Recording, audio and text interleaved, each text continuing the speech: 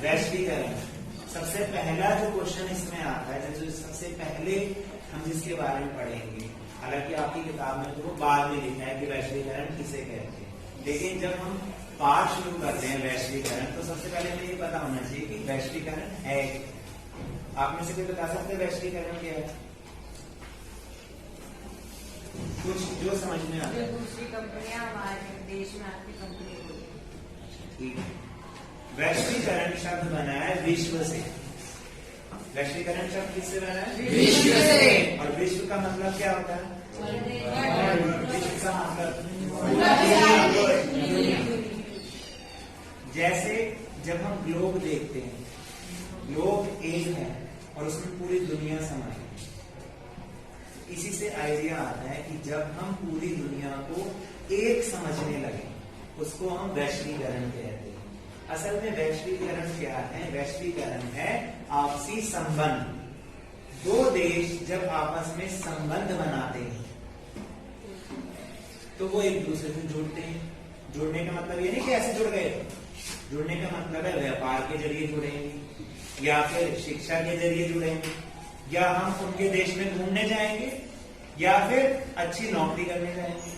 इस तरीके से दो देश आपस में जुड़ते हैं, लेकिन उससे पहले हमें क्या करना पड़ेगा? आपस में संबंध बनाना पड़ेगा। ऐसा कभी होता है कि आप अपने पड़ोसी के यहाँ गए और बोलेंगे हाँ भाई एक कटोरी चीनी दे दे, देगा? देगा? नहीं देगा।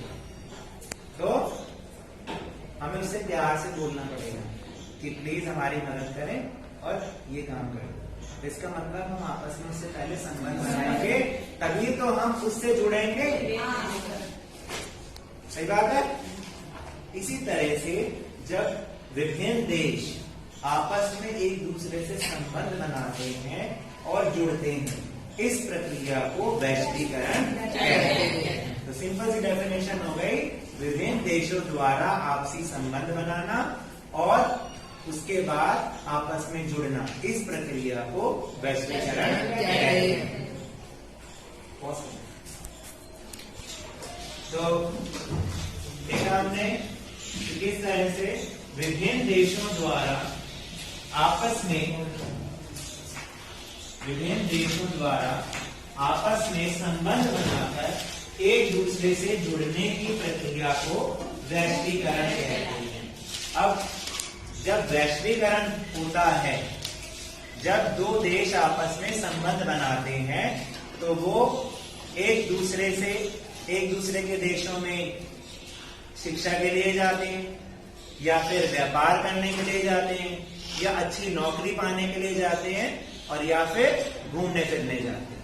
जब हमारे संबंध अच्छे होंगे तभी तो हम दूसरे देशों में जाएंगे। अगर किसी देश के साथ, जैसे पाकिस्तान, उसके साथ हमारे संबंध अच्छे नहीं है तो क्या हम इन चारों उद्देश्यों से पाकिस्तान में जाएंगे? नहीं जाएंगे। जिस देश के साथ हमारे संबंध अच्छे होंगे उस देश के साथ हम इस तरीके से आपस में जुड़ेंगे और इसी को ही हम वैश्वीकरण कहते हैं। अब हम बात करते हैं स्वतंत्रता प्राप्ति के बाद की, जब हमें आजादी मिली। जब हमें आजादी मिली तब सबसे पहली समस्या हमारे सामने थी खाने की, भोजन की। हमारे पास खाना नहीं था। उस समय हम अमेरिका से अनाज खरीदते थे, वो भी कैसा?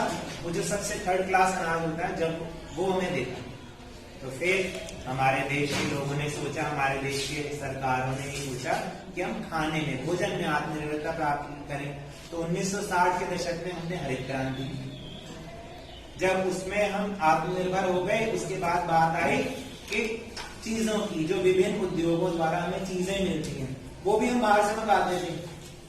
चाहे कोई भी चीज हो, चाहे हम घड़ी मंगानी हो, चाहे कोई चीज कपड़ा लेना हो, सब चीजें बाहर से आती हैं। तब उद्योगों में आत्मनिर्भरता प्राप्त करने के लिए सरकार ने क्या किया? अपने यहाँ पर उद्योग, जो हमारे देश के उद्योग थे, उनको बढ़ावा दिया। कैसे बढ़ावा दिया? उन्हें बहुत सारी छूट दी, टैक्स में छूट दे दी ताकि लोग ज्यादा से ज्यादा उद्योग लगाएं। और जो बाहर से आने वाली चीजें थी उन पर ज्यादा से ज्यादा टैक्स लगा दिया, जिससे वो चीजें महंगी हो जाएं और ना बिके। तो इससे क्या हुआ कि धीरे धीरे हमारे देश में औद्योगिक विकास भी होना शुरू हो गया। हमारे देश की बनी चीजें हमारे देश में ही बिकना शुरू हो गई। लेकिन जब ऐसा होता है ना 10, 15, 20 साल बाद जब ऐसा हो जाता है तो हमारे देश की जो कंपनी के निर्माता थे जो चीजें बनाते थे उनमें एक ऐसा आ गया कि भाई ठीक है अब हम चाहे जो भी मर्जी कुछ बनाए बिकेगा तो हमारे। ऐसा हो जाता है ना जब हमें पता है कि हमारा कंपटीशन किसी से है ही नहीं तो क्या होगा, नहीं चाहे महंगा करें चाहे क्वालिटी डाउन करें, हमें ये पता है कि चीज हमारी बिकनी। तब 1991 आया। 1991 में जो उस समय के हमारे वित्त मंत्री थे डॉक्टर मनमोहन सिंह और जो हमारी सरकार थी उस समय की, उन्होंने ये फैसला किया, एक नई आर्थिक नीति शुरू की। क्या शुरू करी? नई आर्थिक नीति, न्यू इकोनॉमिक पॉलिसी कहते हैं। इसका उद्देश्य क्या था कि इसने पूरी दुनिया के लिए हमारे देश की अर्थव्यवस्था को खोल दिया। पहले हमारी अर्थव्यवस्था कैसी थी कि हम सिर्फ अपने में ही रह रहे थे, हमारे देश की बनी चीजें हमारे देश में बिक रही थी, दूसरे देश से वाली चीजों को महंगा कर रहे थे, तो सिर्फ हमारा ही कंपटीशन हमसे ही था। लेकिन अभी अपनी अर्थव्यवस्था को सबके लिए खोल दिया। जब सबके लिए खोल दिया तो और खोला कैसे? ऐसे तो खोले नहीं, पहले हमने संबंध बनाए देशों के साथ और उनको आमंत्रित किया कि आप हमारे देश में आए, हमारे देश में अपनी कंपनियां लगाएं। इसी को हम ग्लोबलाइजेशन या वैश्वीकरण कहते हैं। वैश्वीकरण से क्या फायदा हुआ? आप सोच सकते हो कि क्या फायदा हुआ वैश्वीकरण से? जब हमने सबको बोल दिया कि आओ और हमारे देश में व्यापार करो, तो इसका क्या फायदा हुआ?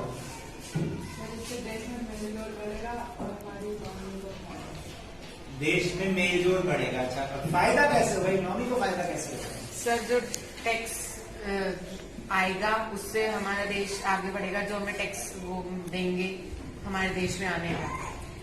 ठीक है, वेरी गुड। हमारे देश में विदेशी मुद्रा आएगी, बहुत बढ़िया। देखिए सबसे बड़ी बात, ये सारी चीजें ठीक है कि टैक्स आएगा या, लेकिन इसका सबसे बड़ा फायदा हम लोगों को हुआ, कंज्यूमर्स को हुआ। क्यों? क्योंकि हमारे बाजार में हम जो भी हम चीज लेने गए उसकी ऑप्शंस बहुत सारी बढ़ गई।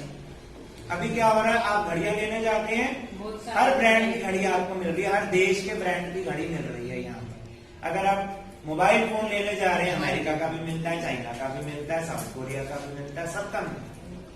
लेकिन जब ये चीज नहीं थी, ये न्यू इकोनॉमिक पॉलिसी, नई आर्थिक नीति नहीं थी, जब हमारे देश में हमारी देश की बनी चीजें बिकती थी, तब क्या होता था? क्या बोलते, अबे भाई देख ये कैसे हो घड़ी है, मैं अमरीका से लेकर आया, अमरीका से। तो सब लगा, अरे भाई अमरीका से लेकर आया, बड़ी महंगी है, तो अच्छी है ना। लेकिन अगर मैं आज आपको बोलूं कि भाई देखो मैं तो कैसियो की घड़ी लेकर आया, आप कहोगे सर ये लाल क्वार्टर पे भी मिलती है, लाल क्वार्टर पे घड़ी की दुकान है, वहां पे ब्रांडेड शॉप है, वहां से आप जाके ले लो। ये सब ये क्या फायदा? किसका फायदा है? ये वैश्वीकरण का फायदा। वैश्वीकरण से ये फायदा हुआ, हमारे बाजारों में चीजों के विकल्प बहुत ज्यादा बढ़ गए और बढ़ने से क्या हुआ, जो डिफरेंट कंपनीज के प्रोड्यूसर थे, जो कि कंपनी निर्माता चीजों को बनाने वाले होते हैं, उनमें आपस में कंपटीशन शुरू हो गया। पहले हमारे देश के जब लोग हमारे देश के लिए बना रहे थे तो उनमें आराम था कि भाई ठीक है हम चाहे जो मर्जी करें, क्वालिटी डाउन करें नहीं करें हमारी भी गई। लेकिन जब से कंपटीशन बढ़ गया तो उन्होंने भी अपनी क्वालिटी में सुधार कर लिया। तो दूसरा फायदा क्या हुआ कि हमें अच्छी क्वालिटी की चीज मिली। कंपटीशन होने से तीसरा पॉइंट क्या है कि सस्ते दामों पर मिलनी शुरू हो गई चीजें। अभी अगर आप इस कैसियो की घड़ी को बाहर से खरीदते हैं तो हो सकता है आपको ज्यादा पेमेंट करनी पड़ सकती है ना। लेकिन जब कंपटीशन बढ़ जाता है तो सभी कंपनीज अपने प्राइस को ऐसे लेवल पर रखने की कोशिश करती हैं जिससे कि सब लोग उसको खरीद पाए, उसके उनकी पहुंच में वो चीज हो पाए। और एक सबसे बड़ा फायदा क्या हुआ, ये हुआ अब मान लो जैसे अमेरिका है, अमेरिका कोई चीज अपने देश में बनाता है, वो अपने देश में जमीन खरीदेगा, अपने देश में कच्चा माल खरीदेगा, है, या फिर अपनी लेबर लगाएगा, तो वो चीज जो बनेगी उसकी कीमत तो डॉलर में होगी या नहीं होगी, क्योंकि वहां की मुद्रा क्या है, डॉलर। वो जब भारत में चीज बेचेंगे तो वो चीज महंगी होगी या सस्ती होगी? सस्ती सर, महंगी होगी। महंगी होगी। वो डॉलर और हमारा रुपया, एक डॉलर लगभग 70 रुपए का या 68 रुपए का। तो अगर वो $1 की चीज भी बनाते हैं और हमारे यहाँ बेचते हैं तो वो 70 रुपए की तो होगी, तो महंगी होगी सस्ती होगी? महंगी है। हमारे देश में अगर किसी घंटे में कोई नई चीज बनी है तो हमको देखने को नहीं मिलेगी अगर वैश्वीकरण ना। अगर ये बहुत बढ़िया पॉइंट है कि वैश्वीकरण ना हो तो उस देश में क्या विकास हुआ है, उस देश में क्या नई चीजें आई, वो हमें देखने को नहीं मिलेगा। ये जो मैंने अभी आपको पॉइंट बताया कि वैश्वीकरण से ये फायदा होता है, तो फिर क्या किया, जो अमेरिका जैसी कंपनी और बड़े बड़े देशों की कंपनियों ने क्या किया, ऐसे देशों की खोज करना शुरू किया जहां चीजें सस्ती मिलती, जैसे सस्ती जमीन, सस्ती लेबर, अच्छी परिवहन सुविधा, ट्रांसपोर्ट, ठीक है, और क्या बाजार। अगर बाजार ना हो तो चीजें बिकेंगी कहाँ। और सबसे बड़ी बात, ऐसे देशों की खोज करना शुरू किया, ऐसे देशों को ढूंढना शुरू किया जहां की सरकार उन कंपनियों को फायदा पहुंचाए, यानी टैक्स में रियायत दे। अगर ये चीजें होंगी तभी तो कोई देश दूसरे देश में अपनी कंपनी लगाएगा। और ऐसे देश जो कि अपनी चीजों को एक से ज्यादा देशों में बनवाते हैं उन्हें हम कहते हैं बहुराष्ट्रीय कंपनी। बहुराष्ट्रीय यानी कई राष्ट्रों में, कई देशों में अपनी चीज, क्योंकि उनको फायदा ही इसी चीज का है भाई, कहीं पर सस्ती लेबर मिल रही है, कहीं पर कच्चा माल मिल रहा है, कहीं की सरकार की पॉलिसी उनके फेवर में है, तो वो क्या करते हैं, हर जगह अपनी अपनी कंपनी लगा लेते हैं और चीजों को बनाना शुरू करते हैं जिससे चीज सस्ती बनती है, और जहां पर भी बेचेंगे सस्ती चीज भी बनेगी और बिकेगी। और इसका सबसे बड़ा फायदा ये होगा कि वो जिस देश में भी कंपनी लगाएंगे उस देश के लोगों को रोजगार मिलेगा। तो देखा आपने वैश्वीकरण के कितने फायदे हैं, वैश्वीकरण के फायदे ही फायदे हैं। और आज हमने यही हम पढ़ रहे हैं कि वैश्वीकरण क्या है। और इसके बाद का जो हमारा टॉपिक है, जो मैंने अभी शुरुआत कर दी, बहुराष्ट्रीय कंपनी। दूसरा टॉपिक हम पढ़ रहे हैं बहुराष्ट्रीय कंपनी। वह कंपनी जो एक से अधिक देशों में अपना उत्पादन करवाती है उसे हम कहते हैं बहुराष्ट्रीय कंपनी। क्या यानी वो जैसे हम मोबाइल फोन का एक एग्जांपल ले लें कि उसकी अपर बॉडी किसी देश में बनती है, उसके सॉफ्टवेयर किसी देश में बनते हैं, वो असेंबल किसी और देश में होता है। तो ऐसी कंपनी जो इस तरीके का काम करवाती है उसे हम बहुराष्ट्रीय कंपनी कहते हैं। आज फिर दोबारा से पार्ट 4 वैश्वीकरण और भारतीय अर्थव्यवस्था के इस भाग में हम आज पढ़ेंगे बहुराष्ट्रीय कंपनियों के क्या लाभ, यानी बहुराष्ट्रीय कंपनियों के क्या फायदे होते हैं। उस कंपनी को तो फायदा होता ही होता है, लेकिन साथ में उस देश को भी क्या फायदा होता है। इसमें ना केवल वो कंपनियां आएंगी जो हमारे देश में आकर अपना व्यापार कर रही हैं, बल्कि बहुराष्ट्रीय कंपनी बनने से हमारे देश की कई कंपनियों को भी मौका मिला कि वो बाहर जाके अपना अपना व्यापार वो कर सकते हैं, यानी वो भी एक बहुराष्ट्रीय कंपनियां बन रही हैं। तो बहुराष्ट्रीय कंपनियों के क्या फायदे हैं वो आज हम देख रहे हैं। इसका सबसे पहला फायदा है कि वस्तुओं में बाजार के विकल्प बढ़ जाते हैं, यानी लोगों को अपनी ही मार्केट में, अपने देश की मार्केट में बहुत सारी ऑप्शंस मिल जाते हैं, चाहे आप कोई भी चीज खरीदने जाएं। जैसे कि मोबाइल फोन, हमारे यहाँ पर चाइना के मोबाइल फोन्स भी बिकते हैं, कोरिया के मोबाइल फोन्स भी बिकते हैं, अमेरिका के मोबाइल फोन्स भी बिकते हैं। तो क्या हमें उनको लेने के लिए उनके देश में जाना पड़ता है? नहीं जाना पड़ता ना। तो ये इसका फायदा है मल्टीनेशनल कंपनीज का, कि बहुराष्ट्रीय कंपनियां जब किसी देश में आके व्यापार करती हैं तो हमें उनके देश का जो प्रोडक्ट है वो अपने देश की मार्केट में ही, अपने देश के बाजारों में ही बहुत आराम से मिल जाता है। दूसरा फायदा है इसका कि इससे देश में लोगों को रोजगार मिलता है। रोजगार कैसे मिलता है? अगर एक बहुराष्ट्रीय कंपनी जब किसी देश में आके अपना बिजनेस कर रही तो अपने साथ साथ वहां के लोगों को थोड़ी लेकर आएगी, भाई बहुराष्ट्रीय कंपनी हमने बताया है कि जो एक से ज्यादा देशों में अपना उत्पादन करवाता है, तो जहां उसको सस्ते मजदूर मिलेंगे वहीं पर ही तो वो अपना व्यापार करेंगे। इसलिए जिस देश में भी वो अपनी यूनिट लगाते हैं, अपना कंपनी लगाते हैं, तो वहां के देश के लोगों को वो रोजगार देते हैं। तो इससे हमारे देश के या जो भी जिस भी देश में बहुराष्ट्रीय कंपनी लगेगी वहां के देश के लोगों को रोजगार मिलता है। तीसरा फायदा है कि लोगों को अच्छी क्वालिटी और सस्ते दाम पर वस्तुएं मिल जाती हैं। कैसे मिल जाती है? क्योंकि पहले भी हमने इस बारे में बात की है कि जब हम अपनी इकोनॉमी को बंद रखते हैं, बंद अर्थव्यवस्था होती है, तो इसका मतलब क्या होता है कि उस देश में उस देश की बनी चीजें ही मिलेंगी। तो वो महंगी बनाए या घटिया क्वालिटी के बनाए, लोगों को तो वही मिलेगी। लेकिन जब से बहुराष्ट्रीय कंपनियां आई, वैश्वीकरण फैला, और वैश्वीकरण फैलाने में बहुराष्ट्रीय कंपनियों ने भी बहुत मदद दी। इससे क्या हुआ कि हमारे देश के जो उत्पादक हैं और जो बाहर की कंपनी के उत्पादक हैं, उन दोनों में कंपटीशन हुआ, जिसके कारण से अब हमें अच्छी क्वालिटी की चीजें मिल रही है और सस्ते दाम पर मिल रही है। तो ये भी बहुराष्ट्रीय कंपनी का एक बहुत बड़ा फायदा हुआ। फिर नेक्स्ट पॉइंट है, इससे विदेशी मुद्रा प्राप्त होती है। जब हमारे देश की कंपनी बहुराष्ट्रीय कंपनी बनती है, तो वो जो भी वहां पर व्यापार करेगी, तो उससे हमारे देश को विदेशी मुद्रा प्राप्त होती है।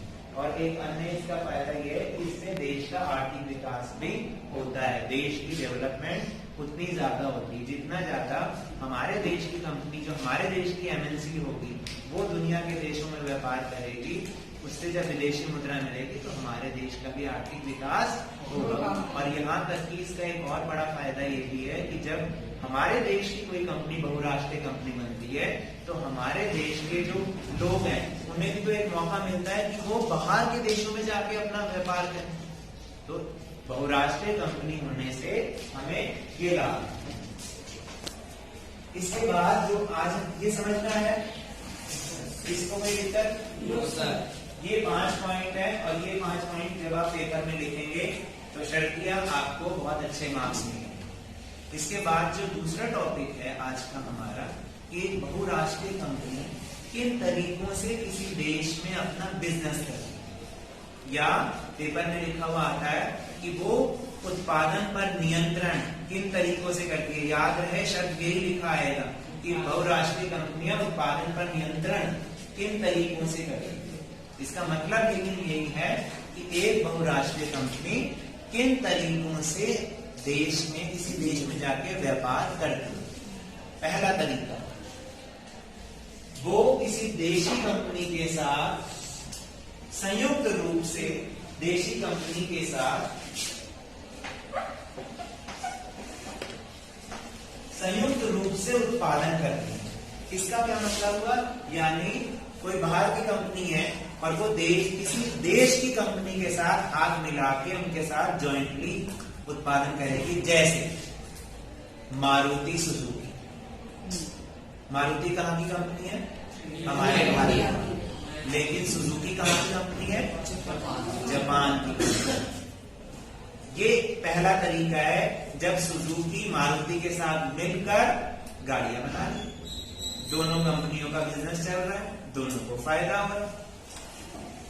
आया एक तरीका ये कि जब वो किसी देश की कंपनी के साथ मिलकर काम करते हैं, पहला तरीका। दूसरा तरीका, वो किसी देश की कंपनी को अधिग्रहण या टेक ओवर कर लेते हैं और फिर प्रोडक्शन करते हैं। जैसे कि हमारी बुक में एग्जांपल दिया हुआ है, बहुत पहले आपने रथ वनस्पति का नाम सुना हुआ? रथ का नाम पहले देखिए, कौन से कलर की? ब्लू कलर की। लेकिन कभी उसको पलट के देखा है? उसके पीछे जो उसकी कंपनी का नाम लिखा है, वो लिखा होगा कारगिल फूड्स कंपनी लिमिटेड। क्या बोला? Kargil foods company limited. लेकिन बहुत समय पहले ये जो रथ वनस्पति आता है, ये परक फूड्स लिमिटेड बनाती थी, जो कि हमारे भारत की कंपनी थी। क्या नाम बताया? परक फूड्स लिमिटेड, जो कि हमारे भारत की कंपनी थी। लेकिन और इसने क्या कर रखा था, पूरा अपना मार्केट पूरा तैयार कर रखा था परग फूड वाले ने। जबकि एक समय में, अभी आजकल तो थोड़ा सा शायद कम हो गया है, वनस्पति घी हम लोग कम खाते हैं क्योंकि उसके ऑप्शन में कई सारी चीजें आ गई ना, जैसे रिफाइंड ऑयल आ गया, कई तरीके के रिफाइंड ऑयल आ गए। लेकिन एक समय ऐसा था जब ये रक्त वनस्पति घी बहुत चलता था, उसकी बहुत बड़ी मार्केट थी, सारे ग्राहक उसके बंधे हुए थे जो खरीदते थे। तब एक अमेरिकी company Cargill foods company Bharat आई और उन्होंने इस परग फूड के साथ डील की। क्या डील की कि अब से आपका नाम हट जाएगा, हम आपको इतने पैसे देते हैं और जो आपका प्रोडक्ट है वो वही रहेगा, लेकिन नाम हमारा चलेगा। यानी उस कंपनी को टेक ओवर कर लिया।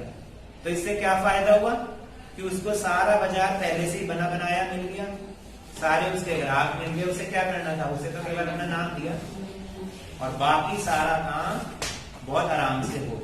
इसको कहते हैं दूसरा तरीका कि जब कोई बाहर की कंपनी किसी देशी कंपनी को अधिग्रहण कर लेती, उसको टेक ओवर कर लेती और फिर व्यापार कर ली। जैसे अभी पीछे भी तो हुआ था, फ्लिपकार्ट ने किसको खरीदा था, वॉलमार्ट। फ्लिपमार्ट को वॉलमार्ट ने खरीदा है और फ्लिपकार्ट ने किसको खरीदा था, एक मिंत्रा साइट थी ना, मिंत्रा है ना, मिंत्रा, उसको टेक ओवर किया था, उसको ले लिया था। लेकिन अभी फ्लिपकार्ट को किसने टेक ओवर कर रहा है, वॉलमार्ट। तो ये तरीका है कि कोई देश की बड़ी कंपनियां, जो विदेशी कंपनियां होती, बड़ी बड़ी कंपनियां, वो किसी देश की कंपनी को टेक ओवर करके, क्योंकि मार्केट उनकी पहले से बनी हुई है, उनको क्या फायदा, बस डील करते हैं, मार्केट पहले बनी हुई है और अपना काम करना शुरू कर देते हैं। दो तरीके समझ में आए। पहला, जब वो कंपनी उसके साथ हाथ मिला के काम करती है। बोला मैंने मारुति सुजुकी। अभी एक और एग्जांपल बताता हूँ कि पहले वाले का एक और एग्जांपल है Mahindra Ford. Mahindra Ford company दुनिया की नंबर 1 कंपनी है जो कि मोटर कार निर्माण, जो कि कार्स बनाती है। फोर्ड कंपनी पूरे वर्ल्ड में नंबर 1। और हमारे यहाँ की कंपनी है महिंद्रा, महिंद्रा एंड महिंद्रा, जो कि ट्रक्स बनाती है और सारे जितने भी कमर्शियल व्हीकल्स है वो बनाती है। तो उन्होंने हमारी महिंद्रा के साथ हाथ मिलाया और महिंद्रा फोर्ड के नाम से गाड़ियां दी। तो पहले का एग्जांपल हो गया, दूसरे का एग्जांपल हो गया। अभी तीसरा क्या करते हैं कि कोई देश की जो बड़ी बड़ी कंपनियां हैं, जैसे बाहर की विदेशी कंपनी, वो किसी भी देश की जो छोटी कंपनीज होती हैं उनको ऑर्डर दे के माल बनवाती है। ये भी एक तरीका। कैसे, जैसे अब मान लीजिए नाइकी शूज है, नाइकी कंपनी है अमेरिका की कंपनी, जो उसका हेड ऑफिस है वो यूएस में, ठीक है। लेकिन क्या वो यूएस में ही जूता बनाकर यहाँ पर बेचेगा? कितने सारे जूतों को शिप करके यहाँ पर लेकर आना पड़ेगा, तो उसकी कीमत और बढ़ जाएगी। बढ़ जाएगी या नहीं बढ़ जाएगी? क्योंकि हमें तो डॉलर के हिसाब से पेमेंट करनी पड़ेगी अगर हम सारी चीजें वहीं पर बनाते। तो इसलिए वो क्या करते हैं कि उन देशों में ही नाम तो अपना ब्रांड अपना देते हैं, लेकिन माल तैयार करते हैं उन देश में। जैसे कि इंडिया में जो ये नाइकी शूज हैं, इंडिया में मैन्युफैक्चर होते हैं। लेकिन ये मतलब नहीं है कि अगर इंडिया में हो रहे हैं तो जो मर्जी जैसा मर्जी बना दे। उन्हें वो सारे चीजें बताई जाती हैं, उनके सारे भाई ये क्वालिटी रखनी है कि ऐसा कलर रखना है या साइज ये होना चाहिए, वो सारी चीजें उसी की चलेंगी। लेकिन चीज बनेगी कहाँ? इंडिया में। इससे क्या फायदा हो रहा है कि हमें बढ़िया क्वालिटी की चीज थोड़े से सही दाम पर मिल रही है। अगर वही चीज हम अमेरिका से मंगवाते हैं तो हमें हो सकता है उसका दाम वही रहे जो हमारे यहाँ पे मिल रहा है, लेकिन जब अमेरिका से मंगाएंगे तो उसमें जो शिपिंग कॉस्ट है, जो ट्रांसपोर्ट की कॉस्ट है, वो जुड़ जाती है। ये भी एक तरीका है जब कोई बहुराष्ट्रीय कंपनी किसी देश में अपना व्यापार करती है या अपना प्रोडक्शन करती है, या किसी देश की कंपनी को, छोटी कंपनी को ऑर्डर देकर अपना माल बनवाती है और बेचती है। आई बात समझ में? तीनों तरीके समझ में आए। पेपर में ये 3 मार्क्स का क्वेश्चन आता है और बहुत इंपॉर्टेंट टॉपिक है।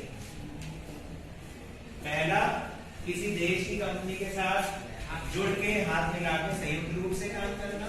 दूसरा, किसी देश की कंपनी को टेक ओवर करके काम करना। और तीसरा, किसी देश की छोटी छोटी कंपनी को ऑर्डर देके अपना माल